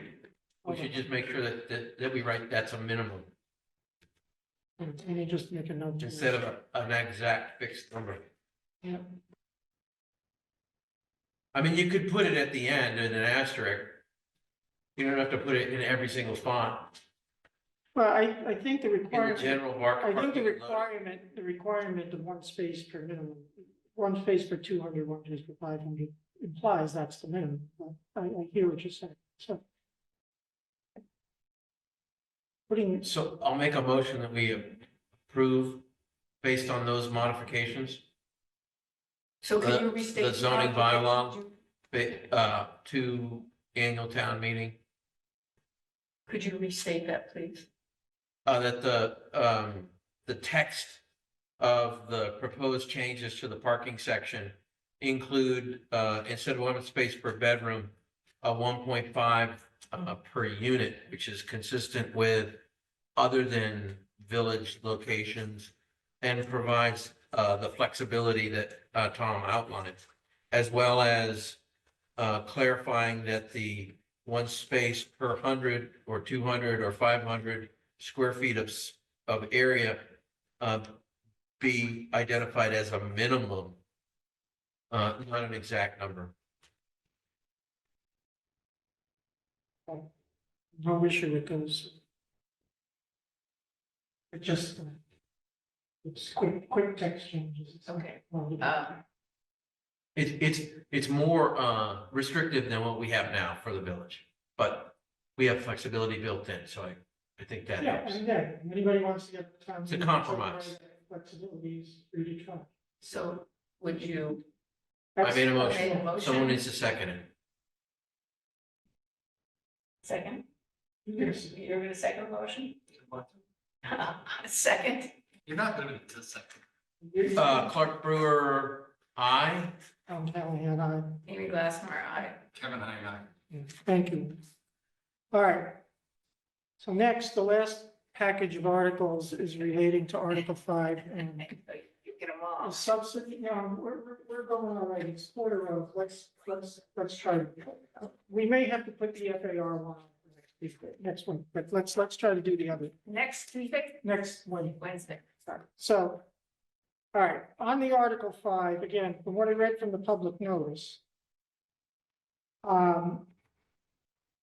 a change to frontage and lot area is not going to go forward. The thinking on that was that we should pair that with a review of Article 10, which is our cluster development bylaw, which will be moving intact to a new article. So that made a lot of logical sense to us because, so if, and again, if emphasizing the word, if we are going to revisit frontage and lot width, that will happen in the fall, coupled with a review of our cluster development bylaw. Tom, do we need to indefinitely postpone this? or Yeah, take I any just, yeah, action? for quick, we just say we can definitely postpone.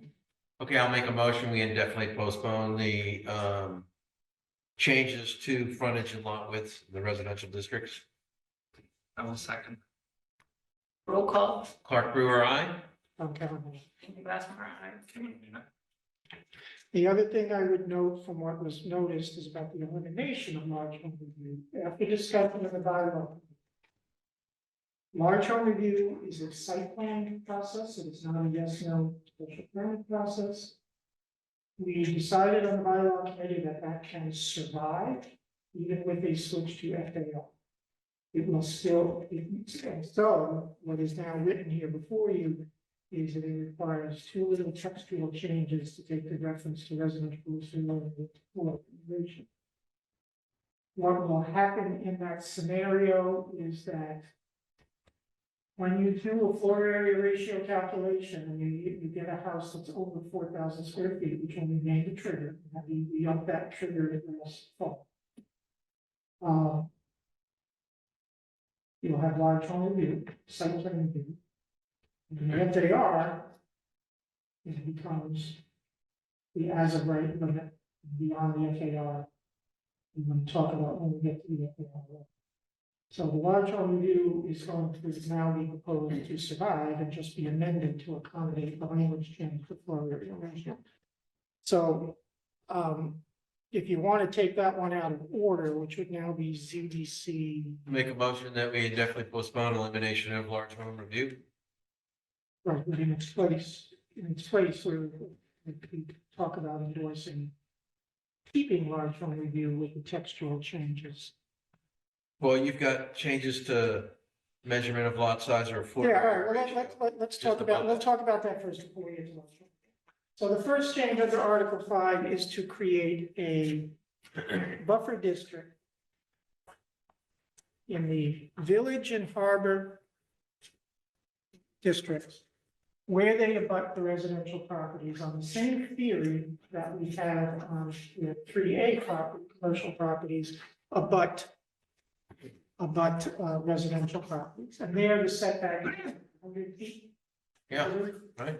So the proposal is that in the places where a village commercial property or a harbor commercial property abuts a residential property on the side or rear line, across the street, side and rear line, we will create this 25-foot wide zone. Within that 25-foot zone, The setback would be increased by 5 feet, 10 feet, 15 feet.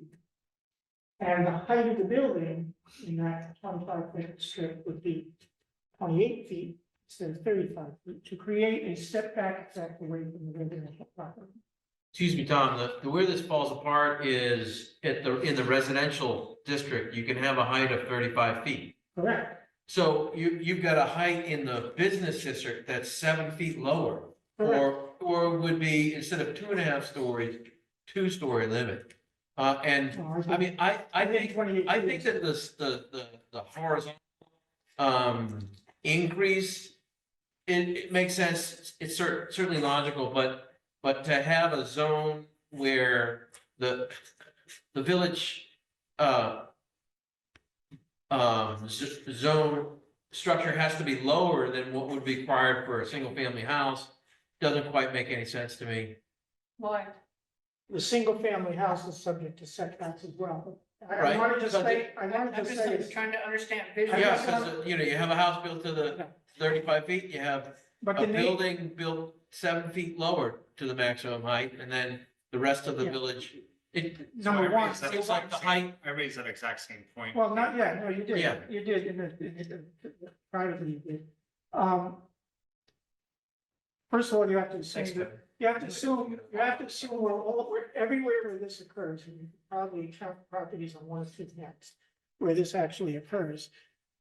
Certainly in the harbor, it doesn't occur much at all.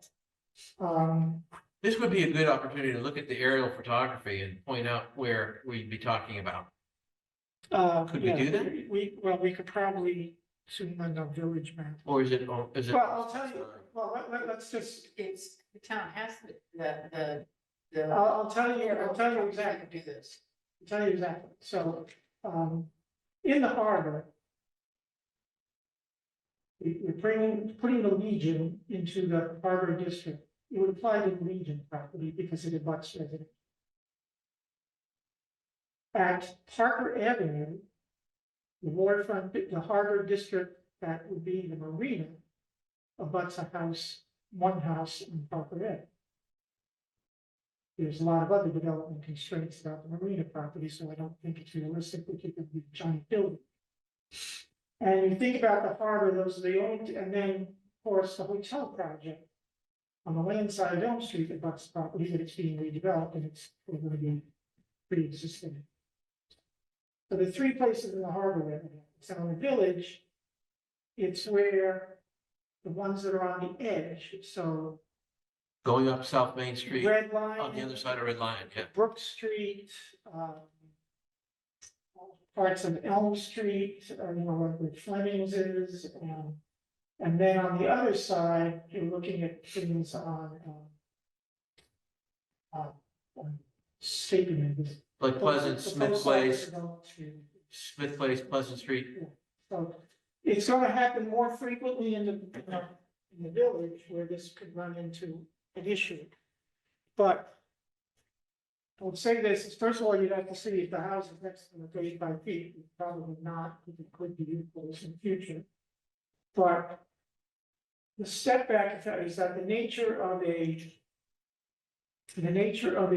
commercial structure that would be 10 feet from the property line, I think is far different than a residential structure that is 10, 15 feet. to the- If it's a far different. Well, Think you would- mixed use, you mean mixed use, not commercial structure. Well, Because you know, the intent of the village is to have mixed use. Yeah, but- Residential on the second and third Right. floors. But with our height change, we're really probably only talking about 2.5. If I may, Story there was a suggestion from the select board that we use the same dimensions as on 3A, and I said, it simply isn't that much property to put 100-foot buffer in there. You know, 3A, if had room, you could put that kind of restriction in. But here, you know, and I mean, that was more like going, let's squeeze village development until it's dead, but consistent with your thinking about village development at the moment. So I think the idea that there's this step back effect of commercial buildings, it's residential. You- Makes sense. That is the thought about it. So you're taking something out of what could be ultimately developed in the village. You're reducing just slightly Correct. at the edges, At the what edges- could be developed in at the village At the edges. from what we have now. At the edges, yes. It's relatively de minimis change, but it's still a change. Yeah, it is. It is. And it wasn't, and I will not claim it to be an original thought of mine. And I, Suggested. I mean, to the extent that 4 out of 5 select board members live in or adjacent to the village. Not touching. I'm not, I'm not sure, maybe we should drop this, maybe it's just not the right time for it. I mean, it was an idea, I think, I kicked around the transition district, I guess I had it in mind that it would be outside of the village. And be a transition, No, it was, an additional transition district for the village and the residential areas. it was. But in a it way, was I just- think it was it's a designed- relatively de minimis change. Yeah, it was designed to mimic what we have on 3A, and the burden of the lesser development is on the commercial property, not on the abutting residential property, because you brought that point up. Why don't we put this burden on both properties, on both sides of the line, Or split the difference, or right? split the difference or something, but. The model that we have from our existing bylaw of 3A, residential properties, is that the burden is on the commercial property. Again, understanding that 3A properties are larger and have much more buffer to play than the village. That's why when somebody suggested doing the same buffer. as the 3A, Excuse me, Tom, I mean, I'm inclined to go along with this, and like Mike said from our committee, see how it goes, and we can always change it, it doesn't make any No, sense. I think that the risk and the ultimate value taken out of those edge properties within the village is minimal. So, I could say I'd be ready to vote for it, and it's not because it's getting close to 9. No, but Something's buzzing. yeah, and Is that what that is? It's driving me nuts. And Clark is I can correct that, one of our members, one of the members on the zoning bylaw committee said, I think we all agreed with them, is let the town vote on it. And then they- Yeah, that's- I mean, that's why- really, this one. That's also why we're separating these out. If one thing on its merits doesn't pass, fine, it's not killing the rest of another bylaw. Yeah. I mean, I think we've discussed it. Yeah. It's minimal de minimis, I would and I'll say- make a motion that we recommend to annual town meeting this buffer change. Okay. I- This is. A second, This is what now ZBC said. roll call vote, Clark Brewer, aye. Tom Callahan. Amy Glassmeyer, aye. Kevin Heine, aye. Okay, All right, so now it's 9:00. could be. I know, snowing outside. I know from the bylaw committee meeting. And I know you've got, I think you got, Screaming. I think you got one of your allies You should hear online. this, you should hear I think this. you got one of your allies online, so I know there's gonna be debate here, so You actually have no one on. we have no one online, right, so your allies are getting them. Next week, we have one large home review, and we have time to deal with this. It's up to you. Well, I'm well, prepared to Tom, present- before we get into FAR or postpone it, Judge Cutler had a comment that this was very different than what was in the public advertisement. Does that affect, and it should be re-advertised? Does that affect the review either tonight or at our next meeting? It's that different. So you I thought disagree she with wrote everyone? back and said it wasn't that different. No, it isn't.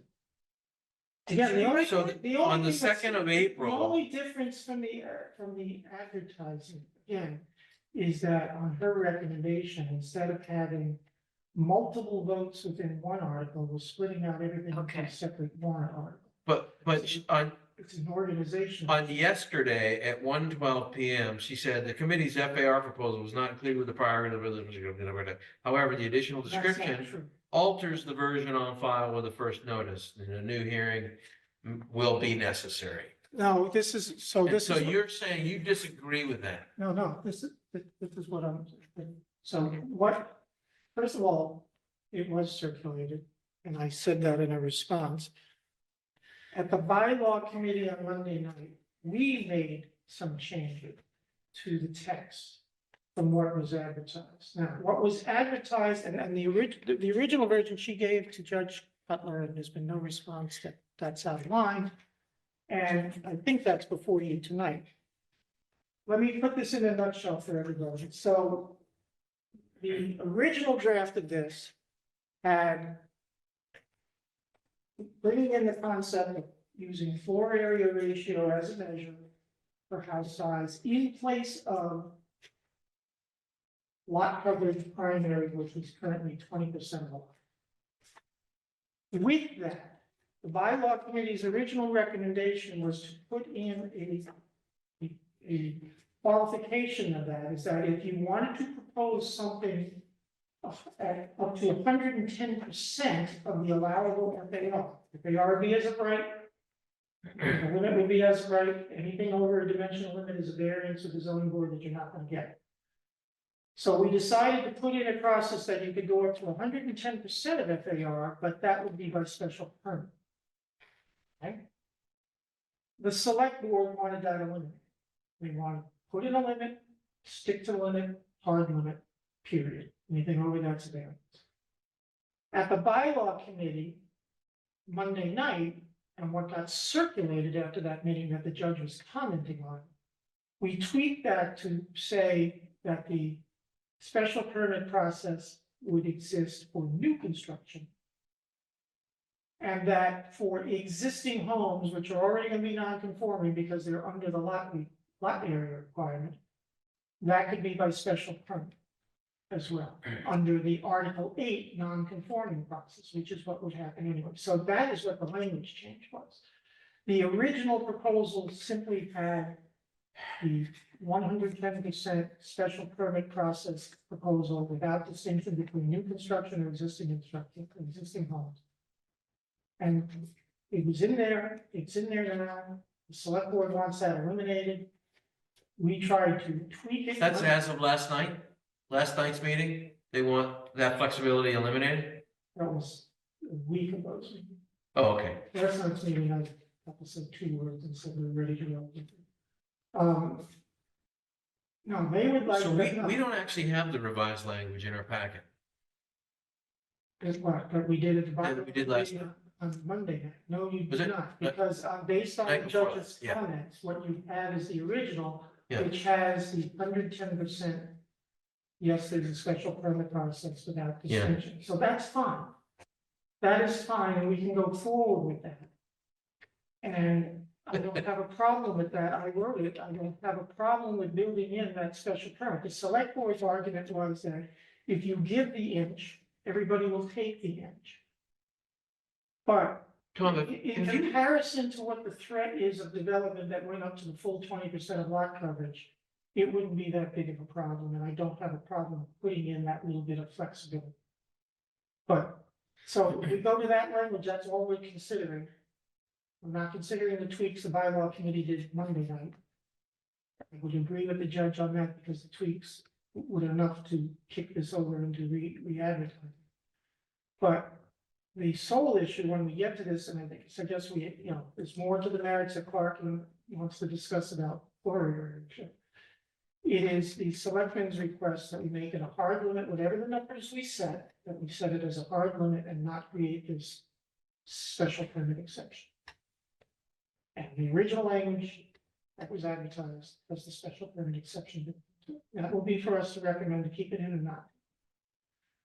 And if we want to tweak it in more towards the line what the bylaw committee tried to do Monday night, I suppose we have that flexibility, but. what's Yeah, before we you can change the language of this bylaw change as a part of our public.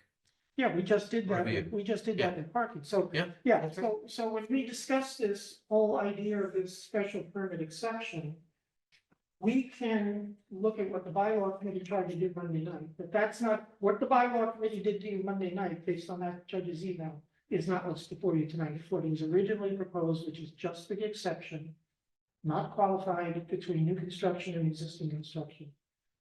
And again, behind it all is the selectmen's request to eliminate it and just have a limit. And again, we can tweak the numbers of what the limit. We've seen Well- before you proposals for what the FAR would be in each of the residential districts, and we can tweak that as well. Tom, I've done some research on this, like especially with Brookline's bylaw, which it uses a 0.3 in their residential districts, Yeah, because. which is about twice what we have for Residence A. Correct, which is based And- on a very urbanized And- pattern of development. As I told you. in Yeah. dialogue, I'm dubious about the numbers and, I certainly am against it. Maybe you're even against if they were at Brookline numbers, I'm against this. But what's really interesting is how your numbers play out. And I did a calculation on my property. I've got 32,000 square feet, 1,800. And that's a 0.05 in Residence A. Well, you're allowed up to 0.17 according to Tom's changes. So I'm at about a third of what this bylaw would affect me for my lot. The most interesting, I checked Tom's too, based on the assessor's lot size and then the finished area size. Tom's is the closest to the what's allowed in his number, 0.12. He's got 0.118. So he's under. My house. So yes, you're under, so that you would be conforming if this passes. Well, And I guess- and with the passage of this, you would only be able to increase your floor area by 24 square feet. 24, that's I- 2 by 12. But in the other examples that I have, like Jack Creighton, who's one of the selectmen, Yeah, don't say- lives on the corner don't of say names. Pleasant and Cushing. He's got a 0.32 FAR. So if he didn't have a house there, he'd only be allowed to build 857 square feet. 'Cause he has a That's tiny- on Because- all finished level areas. Because he has a tiny lot. It's Right. not a tiny lot by Quincy standards, All right. but it's about half the size of the Residence A. So, you know what, this does not seem like it's a fruitful discussion when we're quoting numbers, you I'd don't rather- have I numbers. would rather present it and present the logic behind it, where the numbers came from, why the numbers are what they are. What our current zoning allows, compare it to this. I would like to make it in a formal presentation, and Park and I did this Monday night, we're gonna do it again. We're gonna do it probably on the town meeting floor at 11:30 at night, some night. But, well, the order, I went to the select board meeting last night to make sure we're not put at the end of the And- night again. And no names, I promise. But, So should we no, put this off? it Because takes. it's after 9? Yeah, it takes a formal presentation by me first to understand what is being proposed before we start to rip it to shreds. That's true. And perhaps it makes sense for me to give the rest of the board a copy of the research that I did into FAR. I really couldn't find any small towns like ours No, that use it. And Brookline had it really figured out. They have like an 11-page diatribe of how it applies. And so I'd be happy to do that in anticipation of our next meeting. This, But I wanna say two things. If you think I looked at my own lot in doing this, I resent the implication. I did not. I do not. I was just using you as a fascinating example. My lot is undersized, I'm not conforming to begin with, so. I don't feel bad about that. And the other thing is. the other With thing 70, almost 70% of the lots are non-conforming by area. Yeah, and then that's not gonna change. We No. already have, whatever happened in 1986, the last time this was really looked at comprehensively, we changed the lot areas to whatever they were before. I haven't researched exactly what we had before 86, but that's where we got 18. You're 0.07. Same as Hobson. You have to understand how it's calculated first, which is why I want to do presentation. But the other thing I want to say is that I also, just so you know, I consulted with the engineers in my building. Sometimes they appear before us. I've got one who doesn't appear before. One of the guys that, the company that had them for us. And we talked about how it was calculated, so I could understand the math. And in his experience, who hasn't? The towns that have gone to residential FAR and if they trend, in Massachusetts, it's a slower trend, but it's a trend, are large, much larger. They are the Brookline, they are the Queensleys, they are the Newtons, who have a very urbanized development pattern. I'll bet you when you go and look at Dayton and you look at Wadden neighborhood, Yeah. it's probably much lower. Yeah, Brookline's density is Yeah, 10 yeah. or 11 Yeah, times our and density. 0.3 in Cohasset would be more than what we have today, and we don't want that. But but the point is that, I'll just say this, it's just because we be first among smaller towns doesn't mean we don't do it. There's nothing wrong with it. The concept is understandable, the concept is easy. The concept deals with three-dimensional zoning versus two-dimensional zoning, and if you see what the possible ramifications of two-dimensional zoning could be. And the data shows that our development patterns don't approach it, but recent projects, the one we just committed on Little Harbor. Comes awfully close to 20%, and look what is being built. So, So one recommendation, if we want to continue this discussion Yeah. next week, we should, is to have really good diagrams. Really, really Sure. good diagrams. So that it's obvious what the discussion is. And I have some really great diagrams as a part of my research. And let me just show you what that looks like. oh, and I don't have any diagrams because it's math, it's not Yeah, necessary. well, I mean, you could make the equation and have the diagrams and it See, should this is be. some of the diagrams for floor area ratio. And it wouldn't be bad to find out what other towns have it and how well they're using it I don't, as a part of the I discussion. will tell you right now publicly, and everybody can hear it, I don't care what other towns are doing, because I'm doing what's, I think is best for the town of Cohasset. And just because we would be first. No, we can learn from what other people I are doing. understand that. and- We don't want to reinvent the wheel. No, but I'm not trying to reinvent the wheel, it's just what is, Send the- this to everybody? Yeah, I'm gonna send it what there. is the appropriate number for For Cohasset Brookline. development? And the numbers that are being proposed are based in data on Cohasset development patterns that the bylaw working group compiled in 2021, so June 2020. And we went through a growth spurt from 2000 on where our average house size went up substantially in 2000, after the year 2000. Yeah, but 2,000. With our population. And so the data is run through 2021, so it is embracing current up-to-date development patterns. It's based on averages. I'll explain all of that when I do the presentation, but it is late. We'll deal with the large home review at 6:30 on the 10th. That's the only thing we have. And is it gonna be a controversial large home? Where is it? It could be controversial. Where is it? How big is it? It's 70 Black Horse Lane. 71,000? 70 one- Black Horse Lane. In the Oh, subdivision. yeah. In the Oh, yeah, subdivision- yeah. In the subdivision is one of the new houses? No, it's the Red Barn. They're taking it down to the foundation and building back up? They gotta be scraping it. Or they're Let's taking let every- Rob about it right now. By the please. way, from Can I make a motion to adjourn? From recent large home reviews, I can show you examples of what the impact of our current bylaw versus the new would be. So that's more of a diagram thing, I don't know if I have the time or the inclination to try to sketch something. I'll find ways to rip yours to shreds.